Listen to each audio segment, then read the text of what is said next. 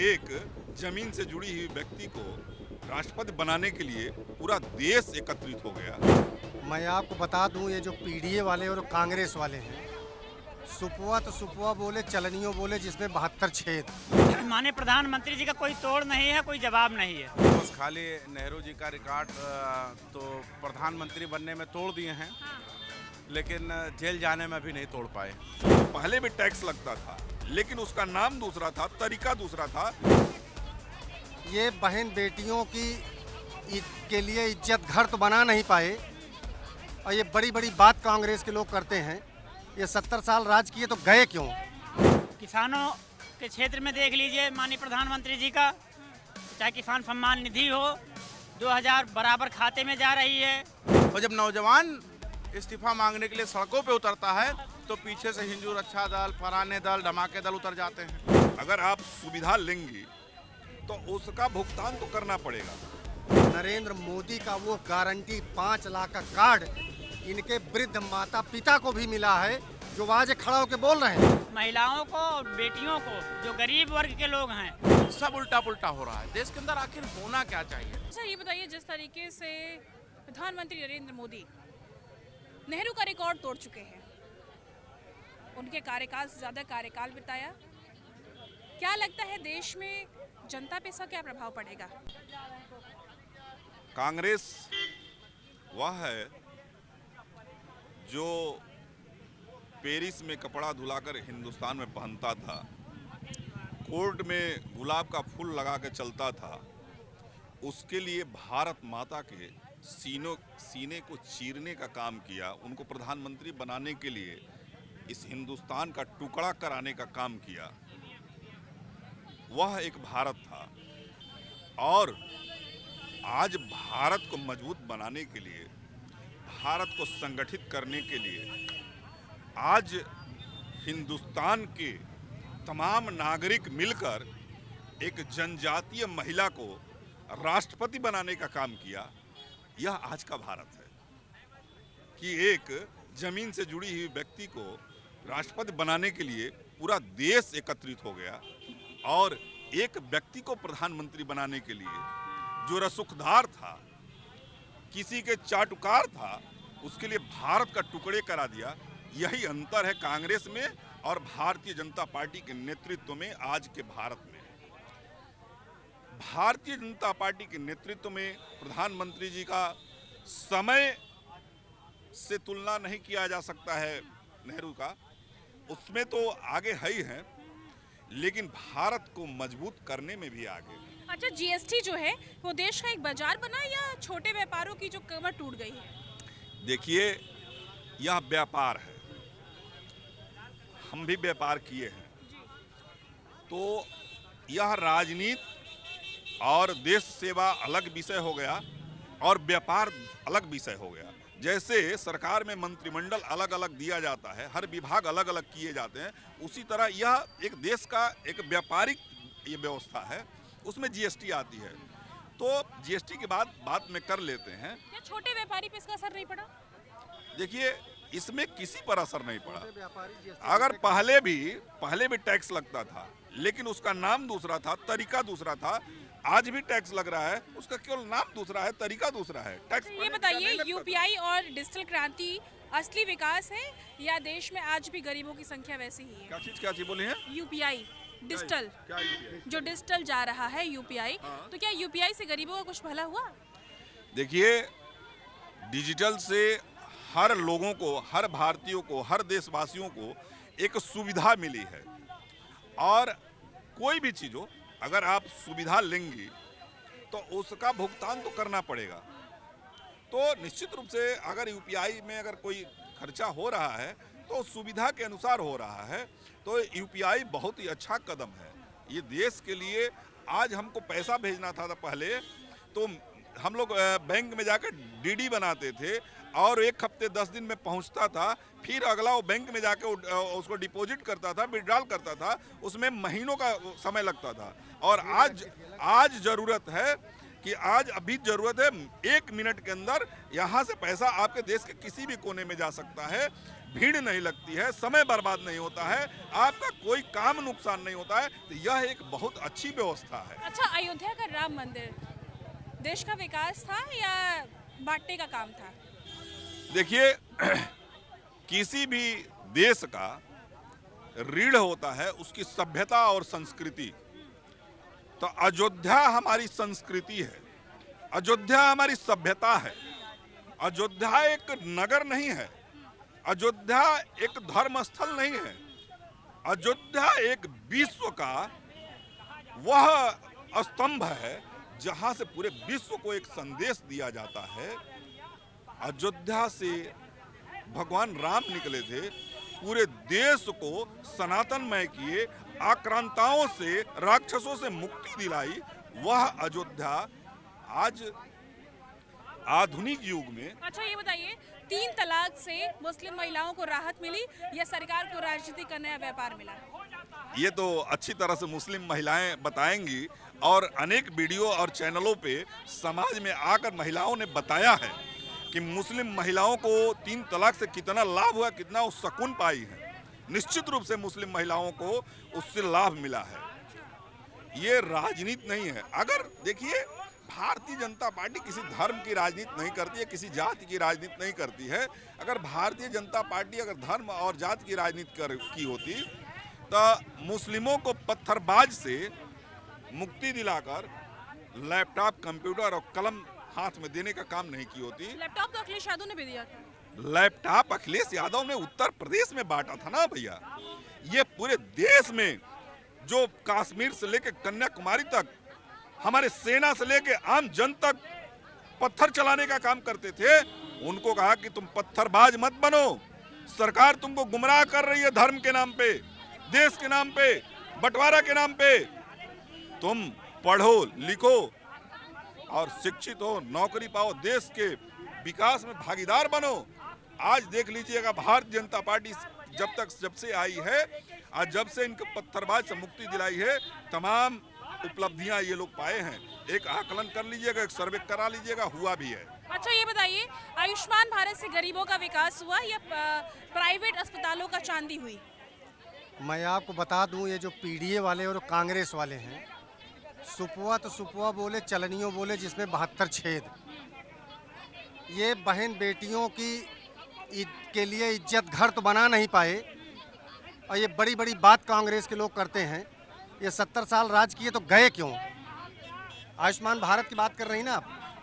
Ayushman Bharat card जिसको मिला है और जो इलाज करा रहा है, मेरे गांव का एक व्यक्ति था, बहुत गरीब आदमी, उसका कार्ड बना था और इसी मेडिकल कॉलेज में आया, उसका ऑपरेशन था।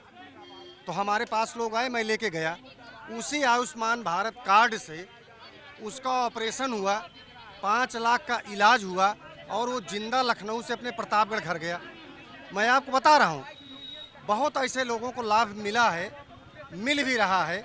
और ये जो विपक्ष के लोग र्यूमर बनाते हैं कि आयुष्मान कार्ड कुछ नहीं है, जो इनको पैदा किया है इनके माता पिता नरेंद्र मोदी का वो गारंटी 5 लाख का कार्ड इनके वृद्ध माता पिता को भी मिला है, जो आज खड़ा होकर बोल रहे हैं। अच्छा, 10 साल का अमृत काल है या सर देश के लिए संकट का काल बना प्रधानमंत्री नरेंद्र मोदी का? ये जो 10 साल का काल है, मौज किए लोग, मौज। जो मजदूर 200 रुपए मजदूरी नहीं पाते थे, आज 500 रुपए पाते हैं। लेकिन गैस भी तो महंगा हो गया। हम कहते हैं कि 500 मजदूरी हुई तो गैस महंगी हुई ना। और पेट्रोल महंगा हुआ, दूध पेट्रोल महंगा, कितना महंगा हुआ, राशन दूध कितना महंगा हुआ, जीएसटी लगा। आपको तनख्वाह कितनी मिलती है? 200 वाले की बात करिए ना, 200 वालों को कितना तनख्वाह मिलता भाई है? 200 वाले, महीने का 6,000 रुपए। 200 वाले पाते थे, न तो गैस पाते थे, न दूध पाते थे। 200 वाले आज 500 मजदूरी पा रहे हैं, तो उनको गैस भी मिल रही, दूध भी मिल रहा। उनको लाइन नहीं लगाना है, वो बुक करते हैं, उनके घर पहुंचा देते हैं, लाठी नहीं खाना है। आज गैस की किल्लत है, लेकिन जाके देखिए 5 किलो वाले गैस 1-1 किलो 300-400 रुपए भर रहे हैं। 500 वाला कैसे खाएगा? कौन भर रहा है? भर रहे तभी भर तो लोग कौन रहा है? वो कहाँ से लोग आए हैं? बाजारी नहीं हो रही है। वो कहाँ से लोग आए हैं? किसके लोग हैं वो? किसके लोग? वो जो काला बाजारी कर रहे हैं, जो गैस एजेंसी लिए हैं, वो पीडीए वाले हैं, वो कांग्रेस वाले हैं। तो सरकार को बदनाम करने के लिए वो अपना हथकंडा अपनाते हैं, वो गलत काम करते हैं, और गलत काम करते हैं तो वही पकड़े भी जाते हैं, और जब वो पकड़े जाते हैं तो वही बेइज्जत भी होते हैं, वही जेल भी जा रहे हैं। ये सब वही लोग हैं जो सरकार को बदनाम करते हैं। अच्छा, नेहरू का रिकॉर्ड तोड़ दिया है प्रधानमंत्री नरेंद्र मोदी तोड़ ने। दिया, इसमें कोई कहने वाली बात नहीं है। इंदिरा गांधी का रिकॉर्ड तोड़ तोड़ा। दिया। हाँ। अभी एक भाई साहब बोल रहे थे, कांग्रेस के सपोर्टर कह रहे थे कोई फैक्ट्री नहीं लगी। हमको लगता है उनकी आंखों में पट्टी बंधी है। इसी लखनऊ के अंदर ब्रह्मोस बन रही है, इसी लखनऊ के अंदर अशोक लीलैंड बन रही है, इसी उत्तर प्रदेश के अंदर सीमेंट फैक्ट्री लगी है। कहाँ आंखें इनकी बंद है? ये नरेंद्र मोदी जी के आने के बाद भारत बदला है। लोग कितने हजार नौकरी कर रहे हैं आज अशोक लीलैंड में, ब्रह्मोस में, सीमेंट फैक्ट्री में, जगदीशपुर में सीमेंट फैक्ट्री है। कहाँ ये सब सो रहे हैं कांग्रेस के लोग? इनको कुछ नजर नहीं आएगा। ये मंदबुद्धि बालक के सेवक हैं। बाप कादरी, माँ फादरी, बेटा पंडित बिरादरी। ये जीवन में कभी प्रधानमंत्री देश के नहीं बन सकते हैं। ये उस पार्टी के लोग हैं, उस पार्टी के नुमाइंदे हैं जिनकी माँ, जिनकी दादी हिंदुओं को जबरदस्ती पकड़ के नसबंदी कराने का काम किया था, हिंदुत्व को खत्म करने का काम किया था। ये कांग्रेस जहन्नुम में चली गई। ये कांग्रेस दोबारा अब आने वाली नहीं है।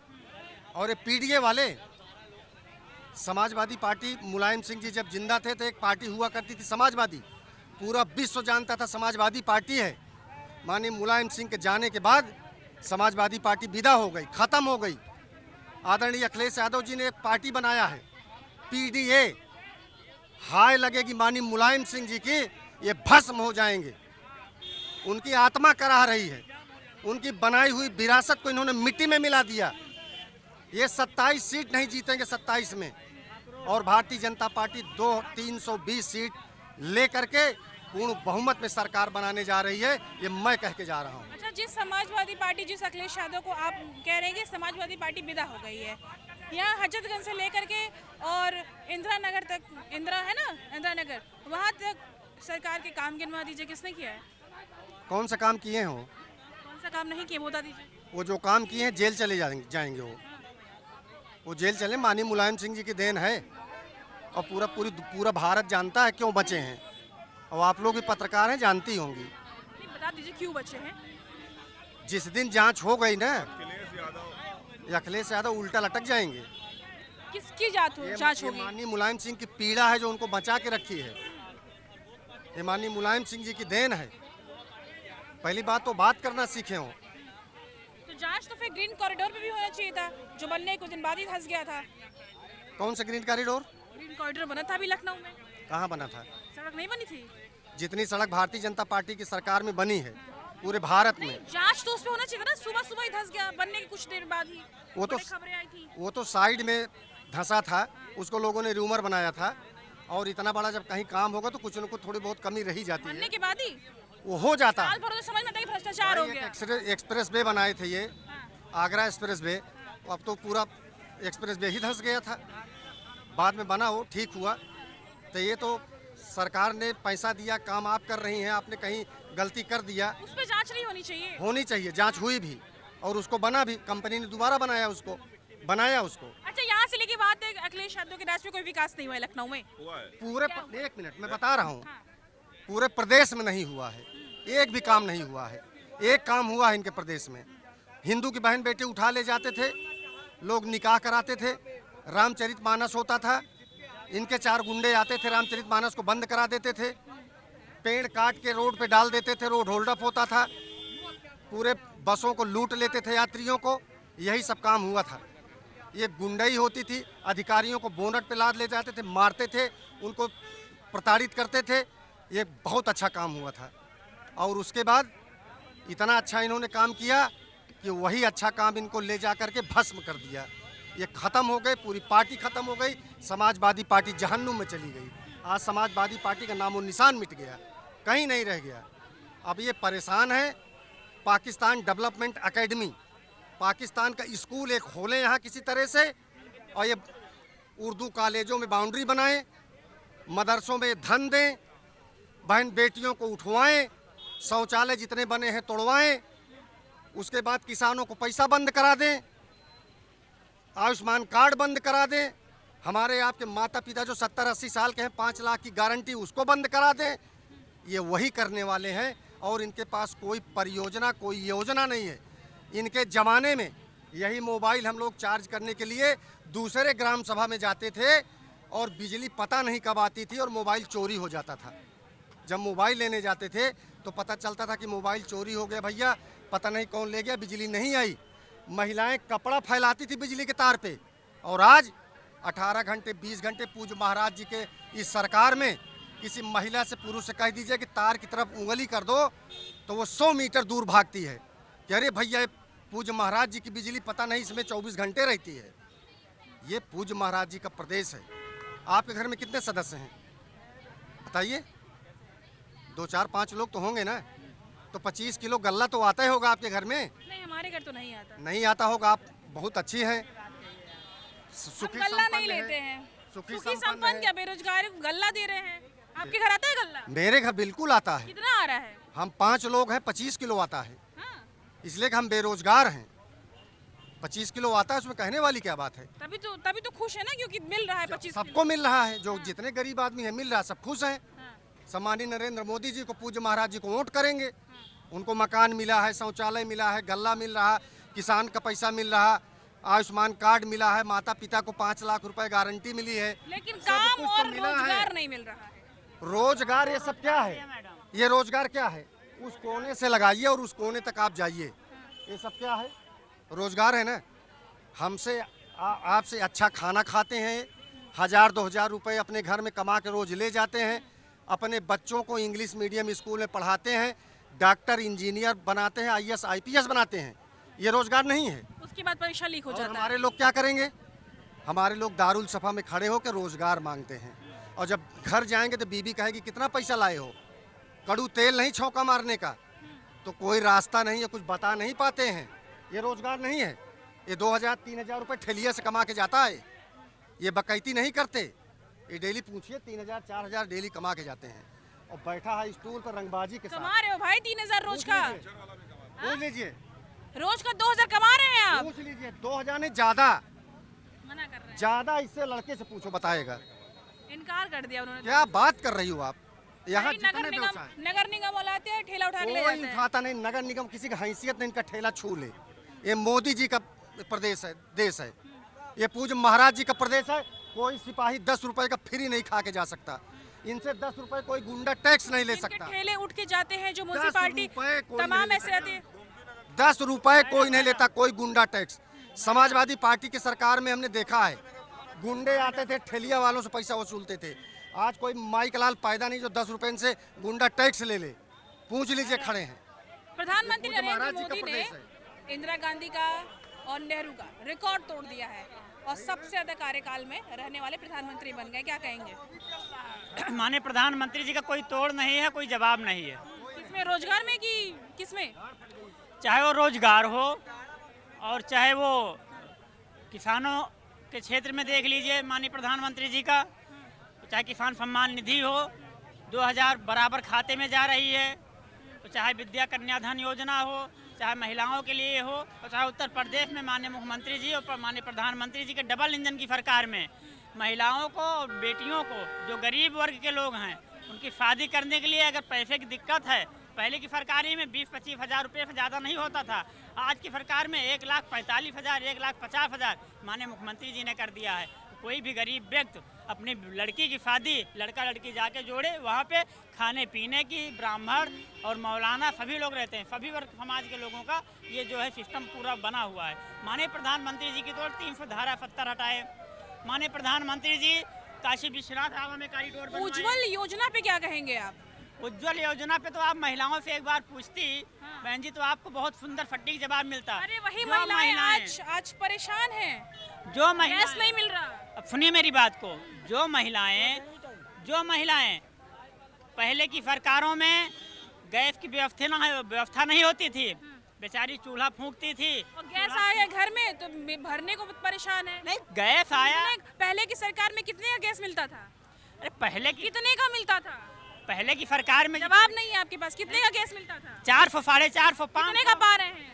इस समय 800 900 1000। बढ़ा वो महंगाई नहीं दिख रही आपको? अब महंगाई दिख रही है तो मैं आपको बता भी तो रहा हूँ। प्लस में आपके खाते में सब्सिडी भी जा रही है मैडम, और उसको छोड़ के कितने रुपए आती है सब्सिडी? सब्सिडी आती है 500 रुपये 600 रुपये सब्सिडी आती है। उज्जवल योजना कितने में भर रहा है गैस एक सिलेंडर? उज्ज्वला योजना का तो फ्री में, चाहे वो त्योहार दीपावली हो और चाहे होली हो, खाली दीपावली होली में खाना खाएंगे, बाकी दिन उपवास पड़े रहेंगे। रहेगा। लेकिन उसका जो है माननीय मुख्यमंत्री और माननीय प्रधानमंत्री जी के कार्यकाल में, आपने बताया नहीं कितने देर में उज्ज्वल योजना जो गैस भरी जा रही है, कितने दिन में एक सिलेंडर भर के मिल रही है? जितने दिन पे आपकी वो आपने बुक जवाब कराया- नहीं है आपके पास। नहीं, आपने बुक कराया, आपका जैसे OTP आएगा, मैसेज आएगा, आपको मिलेगा। कितने दिन पे 5 दिन, एक 6 सिलेंडर दिन, खत्म, एक हफ्ता, एक सिलेंडर खत्म होने के कितने दिन बाद से उज्ज्वल योजना मिल रहा है? 4 दिन, 5 दिन, 6 दिन, जैसे आप यूज करेंगे, जैसे आप बुक करेंगे, वो तो आपके ऊपर निर्भर है ना। अगर 5 लोग घर में हो और एक सिलेंडर है आपके अच्छा, परिवार 5 दिन में खत्म हो गया मेरा, 10 दिन में अगर सिलेंडर खत्म हो गया तो 11वें दिन बुक करेंगे, मिल जाएगा सिलेंडर? हाँ, बिल्कुल मिल जाएगा। सरकार तो कुछ और कह रही है। नहीं, सरकार क्या कह रही बताएं आप? सरकार क्या कह रही बताएं आप? जैसे आपका सिलेंडर खत्म होगा, वैसे आपने जैसे बुक किया, आपके नंबर पे आएगा, OTP आएगी, आप नंबर ले जाकर रजिस्ट्रेशन नंबर आप देंगी, आपका जो है रिफिलिंग आपको पुनः मिल जाएगा। वो आपके ऊपर डिपेंड करता है कि आप 4 दिन में गैस महंगा हुआ, आपको वो नहीं दिख रहा है। उज्ज्वल योजना मिला, आपको वो दिख रहा है। सिलेंडर महंगे होते जा रहे हैं, किल्लत हो जा रही है, वो नहीं दिख रहा है। क्यों? सरकार बहुत सरकार कर रही है, जमीन पे नहीं आ रही है ना। सरकार कर रही है, प्रतिबद्धता है। कहीं से भी थोड़ा बहुत इंटरफेयर ये हुआ, जो लोगों की अफवाहें थी कि गैस नहीं मिल रहा है, पेट्रोल नहीं मिल रहा है, सारी सुविधाएं उपलब्ध हैं, अफवाह के चक्कर में जिनके यहाँ एक सिलेंडर है वो 2-2, 3-3 सिलेंडर के लिए वहाँ खड़े हुए हैं। चलिए ठीक है, और लोगों से बात करेंगे और जानने की कोशिश करेंगे कि किस तरीके से लोग, क्योंकि प्रधानमंत्री इतना ज़्यादा कार्यकाल पूरा कर चुके हैं, तो क्या है ये बताइए। प्रधानमंत्री नरेंद्र मोदी इंदिरा गांधी नेहरू का रिकॉर्ड तोड़ चुके हैं, क्या कहेंगे? बधाई हो, बस खाली नेहरू जी का रिकॉर्ड तो प्रधानमंत्री बनने में तोड़ दिए हैं, लेकिन जेल जाने में भी नहीं तोड़ पाए। नेहरू जी शायद जेल में भी रहे कि नहीं रहे, रहे कि नहीं रहे? रहे तो है, रहे ना, तो वो रिकॉर्ड कब तोड़ेंगे देश के प्रधानमंत्री नरेंद्र मोदी? वो भी रिकॉर्ड तोड़ दे। हम मना नहीं कर रहे हैं, देश के प्रधानमंत्री को हर वो रिकॉर्ड तोड़ना चाहिए जो नेहरू जी ने किया, वही चीज़ इनको कर देना चाहिए। दूसरा, इस देश के अंदर सब उल्टा पुल्टा हो रहा है। जैसे कि अगर आप जो है सरकार के खिलाफ बोलेंगे, जैसे मान लीजिए चुनाव आयोग के खिलाफ बोलेंगे तो बीजेपी जवाब देती है, और बीजेपी के खिलाफ बोलेंगे तो चुनाव आयोग जवाब देती है। इस देश के अंदर शिक्षा मंत्री का नीट मामले में विपक्ष को इस्तीफा मांगना चाहिए तो नौजवान मांग रहा है, और जब नौजवान इस्तीफा मांगने के लिए सड़कों पे उतरता है तो पीछे से हिंदू रक्षा दल, फराने दल, धमाके दल उतर जाते हैं। सब उल्टा पुल्टा हो रहा है। मतलब देश के अंदर आखिर हो क्या रहा है? पढ़े लिखे लोग कचरा फेंक रहे हैं, अनपढ़ लोग भी उठा रहे हैं, जबकि पढ़े लिखे लोगों को उठाना चाहिए और अनपढ़ लोगों को फेंकना चाहिए। ऐसा क्यों? अरे जो पढ़ा लिखा वो साफ सुथरा रखेगा ना, अनपढ़ तो अनपढ़ होता है, उसको कुछ आता नहीं है। और सुनिए, देश के अंदर नीट परीक्षा कर पेपर देने वाली बच्चियां वो नौकरी नहीं पा सकते, लेकिन 75 साल के एक बुजुर्ग को जो है दोबारा मौका चाहिए, तीसरी बार मौका चाहिए, चौथी बार मौका चाहिए। सब उल्टा पुल्टा हो रहा है। देश के अंदर आखिर होना क्या चाहिए? देश के अंदर शिक्षा, रोजगार, महंगाई, इस पर चर्चा होनी चाहिए। अभी आप महंगाई पे चर्चा कर लेंगे तो मुसलमान जिम्मेदार, अभी महंगाई पे सवाल पूछ लेंगे तो मुसलमान जिम्मेदार। सत्ता के सामने आंख मिलाकर राहुल गांधी को खड़े होना चाहिए। खड़ा कौन हो रहा है? आम जनता।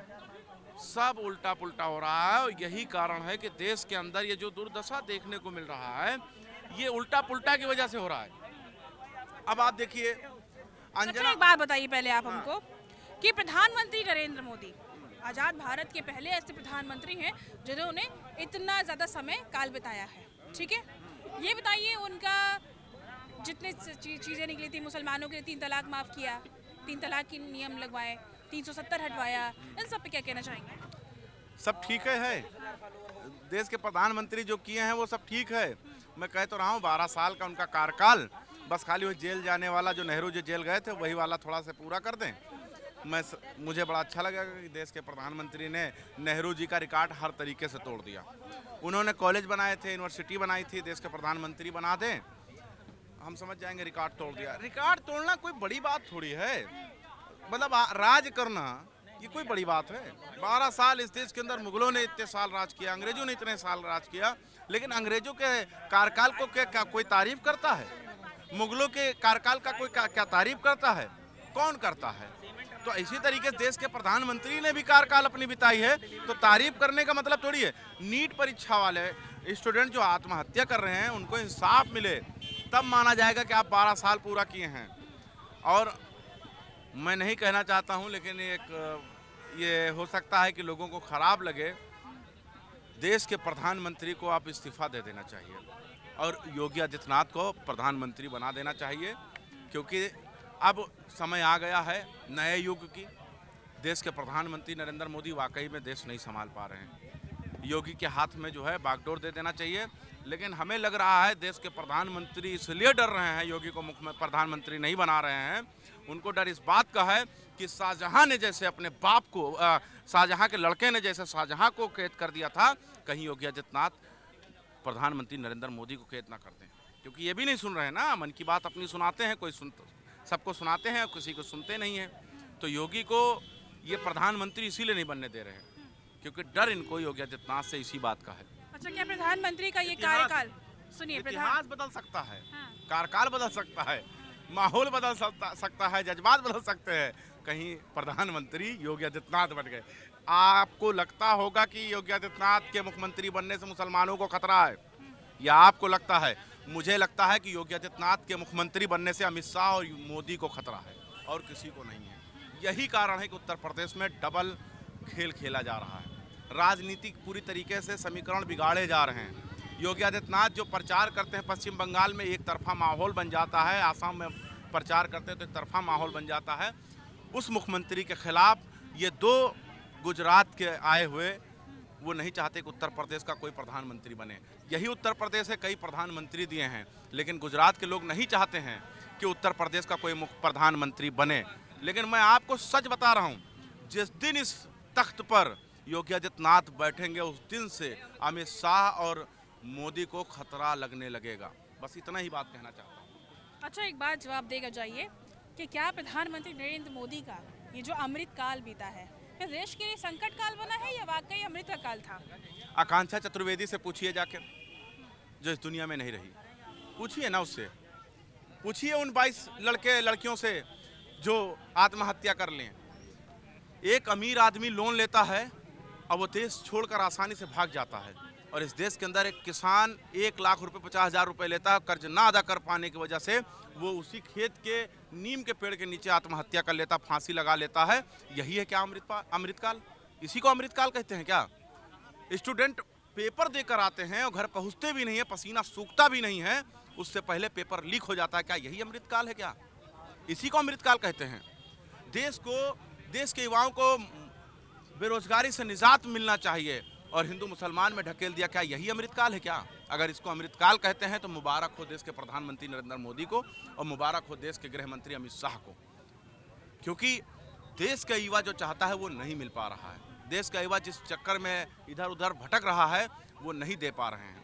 मैं फिर पुनः कहना चाहता हूँ कि अब अगर भाजपा का ही, देखिए भाजपा को हटा पाना इतना आसान नहीं रहा विपक्ष के अंदर ताकत नहीं, क्योंकि इस देश के अंदर अब छोटी पार्टियां उभर नहीं पाएंगी।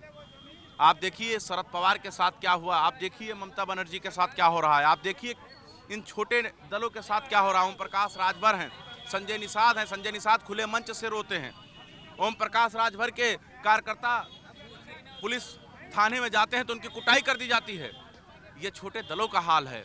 तो इस देश के अंदर क्या छोटे राजनीति करने वाले नेता क्या नहीं बचेंगे? क्या बड़े जो नेता हैं जो वही राज करेंगे? ये जो किया जा रहा है ना, देश के हालात जो खराब किए जा रहे हैं, ये आज नहीं तो कल पछताना होगा। अगर इसी को अमृतकाल कहते हैं तो फिर मैं कहता हूँ देश के प्रधानमंत्री को बहुत बहुत मुबारकबाद हो। और सबसे बड़ी बात है, महिला सशक्तिकरण की बात करती है भारतीय जनता पार्टी, आए दिन बलात्कार हो रहे हैं, इसका जिम्मेदार कौन है? यही है अमृतकाल, इसी को अमृतकाल कहते हैं। 90 के दशक में लाकर हमको खड़ा कर दिया, सिलेंडर की जगह पर लकड़ी जलाने की बात करने वाले देश के प्रधानमंत्री और उनके नेतागण जो कर रहे हैं, यही अमृतकाल है, इसी को अमृतकाल कहते हैं। सिलेंडर नहीं पहुंच पा रहा है। अरे उज्ज्वल योजना भी तो है।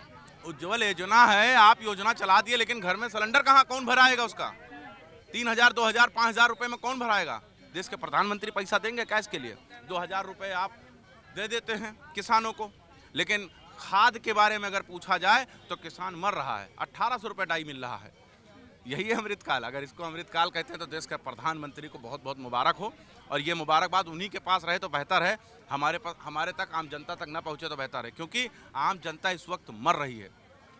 आप कहते हैं कि ऐसा है कि गाड़ियाँ कम कर दीजिए, आप कहते हैं कि थोड़ा काफिला कम कर दीजिए। अभी 3 दिन पहले देखा राजनाथ सिंह, यही काफिला राजनाथ सिंह आए हुए थे, काफिले में उनके कम से कम 20 गाड़ियाँ थी। यही अमृतकाल, आम जनता मरे और नेता जो है घूमे गाड़ियों से, यही अमृतकाल। आप एक बात बताइए, गाड़ियां जब काफिला निकलता है बड़े बड़े नेताओं का, लाइन से आम जनता खड़ी हो जाती है, 1-1 घंटा इसी धूप में खड़ा कर दिया जाता है। जिस धूप को आप बर्दाश्त नहीं कर पाते, उस धूप में खड़ा होकर जनता ये इंतजार करती है कि फलाने नेता निकल जाएं। यही अमृतकाल। आपने तो कहा था कि अच्छे दिन लाएंगे, अच्छे दिन आ गए 12 साल में। किस तरह का अच्छे दिन लाए, ये किस तरह का अच्छे दिन है, हमको जरा बताइए ना। डाटा दीजिए, डाटा दीजिए, उस जिसमें हमको ये साबित करके दिखाइए कि डाटा से बात करिए। मैं कहता हूँ कि इस देश का मुसलमान भाग्यशाली है, इस देश का मुसलमान बहुत ही बरकती है कि मुसलमान का नाम ले लेकर ये सत्ता में टिके हुए हैं। ये जो कहते हैं कि मुसलमानों को पाकिस्तान खदेड़ दिया जाएगा, जिस दिन पाकिस्तान खदेड़ देंगे इनकी राजनीति खतरे में आ जाएगी, कभी सत्ता में रिटर्न नहीं हो सकते हैं। मुसलमान है तो सब कुछ है इनके लिए। और सबसे बड़ी बात क्या है, मैं भारतीय जनता पार्टी के बड़े बड़े नेताओं को चैलेंज करना चाहता हूं, मुसलमान शब्द निकाल कर किसी बात पर चर्चा कर लें, कोई ऐसा चर्चा ही नहीं बचेगा जिसमें मुसलमान शब्द होगा ही नहीं। होगा जरूर, बिना मुसलमान शब्द के चर्चा शुरू होती ही नहीं। और अगर आज के इस अमृतकाल में आपको हाईलाइट होना है तो मुसलमान का सहारा लेना पड़ रहा है, अगर आपको राजनीति में आना है तो मुसलमान का सहारा लेना पड़ रहा है। यही है आपका अमृतकाल। अगर ऐसा अमृतकाल है तो बहुत बहुत मुबारक आपको। क्या कहना चाहेंगे? प्रधानमंत्री नरेंद्र मोदी इंदिरा गांधी का रिकॉर्ड तोड़े, पहले फिर नेहरू का रिकॉर्ड तोड़े, और अब सबसे ज़्यादा कार्यकाल में रहने वाले प्रधानमंत्री बन चुके हैं। देखिए, उनका रिकॉर्ड तोड़ने का काम है माननीय मोदी जी का। कई रिकॉर्ड तोड़ा उन्होंने। एक तो बहुत बड़ा, बहुत दिनों से जो मामला चल रहा था, 370 हटाया उन्होंने। बहुत बड़ा रिकॉर्ड तोड़ा उन्होंने, जो कि असंभव था। हमको नहीं लगता था कि हम लोगों के जीते जीते 370 ख़त्म हो पाएगा। वो ख़त्म किया। फिर इंदिरा गांधी रिकॉर्ड टूटा प्रधानमंत्री का। फिर सबसे बड़ा रिकॉर्ड जो था जवाहरलाल नेहरू का, जवाहरलाल नेहरू का रिकॉर्ड उन्होंने तोड़ दिया। बहुत खुशी की बात है। और देश ये फिर वही बोल रहे, यही मैं कहता हूँ, गए थे वो वाला रिकॉर्ड नहीं तोड़े अभी तक। हूँ कि ये लोग पिछले पता नहीं कहाँ बोला करते हैं भाई, क्यों बोलते हैं आप लोग भाई? यहाँ बात चल रही, मोदी की बात चल रही, मेरी बात चल रही है। यहाँ क्या कहते हैं, देश के उसके जिनमें बंटवारा ये लोग कर लिए थे, ये लोग क्यों बोलते हैं बीच में? बंटवारे में जब इनको मिल गया जमीन, पाकिस्तान चले गए ये लोग, तो यहाँ पर क्यों बोलते हैं? हिंदू राष्ट्र बनना चाहिए। हिंदू राष्ट्र बनने के बाद में इन मुसलमानों का नाम यहाँ से कटना चाहिए और वोटर लिस्ट से भी नाम हटाना चाहिए। और नहीं तो 30 साल बाद खत्म हो गया सब। 25-30 साल, अजय दीप श्रीवास्तव, 25-30 साल, हिंदू राष्ट्र, 25 आप साल हिंदू राष्ट्र बनाना चाहते हैं, बना लीजिए, लेकिन क्या पेट्रोल आप 50 रुपए में देंगे? 50 नहीं 30 रुपए में देंगे। योगी को प्रधानमंत्री बनने दो, योगी को प्रधानमंत्री बनने दो। योगी जब प्रधानमंत्री बनेगा देखो भाग गए। अच्छा, ये बताइए, आपने बोला ना कि हिंदू राष्ट्र होना चाहिए, मुसलमानों को हटा दो, तो क्या आपके हिंदू राष्ट्र में मुसलमानों की जगह नहीं है? ये बताओ, जब मुस्लिम राष्ट्र बन गया तो हिंदू राष्ट्र में जो क्या दिक्कत है, क्यों नहीं बना रहे हैं? ये भाजपा की सरकार से मैं क्वेश्चन कर रहा हूँ कि कब तक देखोगे? क्या सरकार चली जाएगी तब करोगे? तब कहोगे अब अगली बार हम आएंगे तब करेंगे? हम लोगों ने भाजपा को वोट दिया है और हिंदुत्व के नाम पर वोट दिया है। हम चाहते हैं कि हिंदू राष्ट्र बने और मुसलमानों को वोट से वंचित किया जाए यहाँ से। और नहीं तो 25-30 साल बाद ये मुसलमान इतना आबादी बढ़ा देंगे, 18, 20, 22 बच्चे पैदा करके ये आबादी बढ़ा करके, और उसके बाद क्या होगा? जैसे पाकिस्तान मुस्लिम राष्ट्र है वैसे हिंदुस्तान भी मुस्लिम राष्ट्र हो जाएगा। इसमें कुछ चले वलेगा नहीं। इसीलिए मैं योगी सरकार से कहना चाहता हूँ और मोदी सरकार से कहना चाहता हूँ कि जल्दी मोदी जी आप थोड़ा सा रास्ता छोड़ो और हमारे बाबा को वहाँ बिठाओ यार, और बाबा बैठे वहाँ पे कुछ उनका हिसाब किताब शुरू हो, हिंदू राष्ट्र की परिकल्पना शुरू हो। अच्छा, ये बताइए, प्रधानमंत्री नरेंद्र मोदी का जो काल रहा है वो अमृत काल रहा है या वाकई आम जनता के लिए संकट का काल बना है?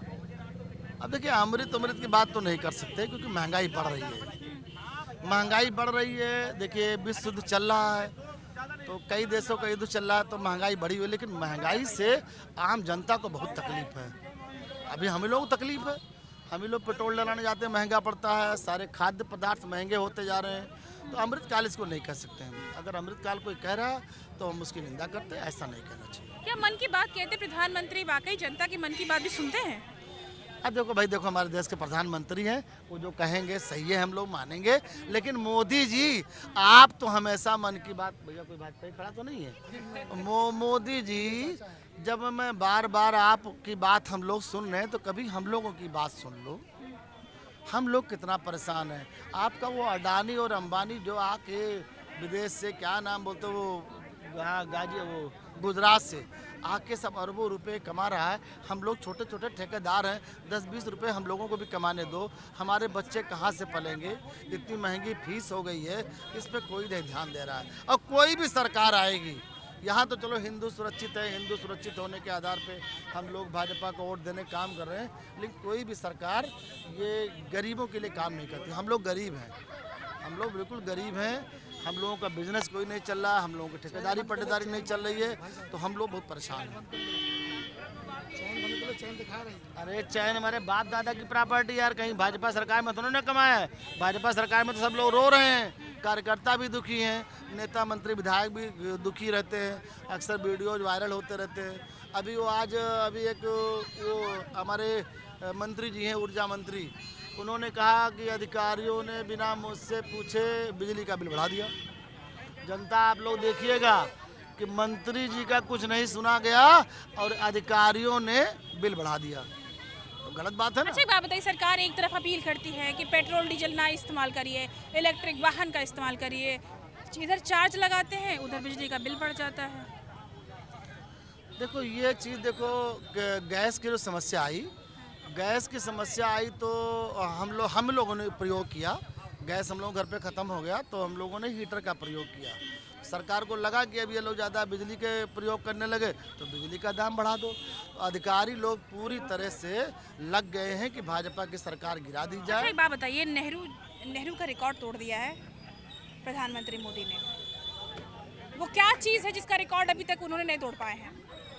अब इतनी ज़्यादा जानकारी हमको नहीं है, तो इतनी ज़्यादा जानकारी हमको नहीं है, क्या बताएं। नेहरू का कार्यकाल याद है आपको? नहीं, बहुत छोटे थे हम लोग, बहुत छोटे थे। अभी तो 22-23 साल हमारी उम्र हुई है, तो अभी ज़्यादा जानकारी नहीं नेहरू के कार्यकाल के बारे में।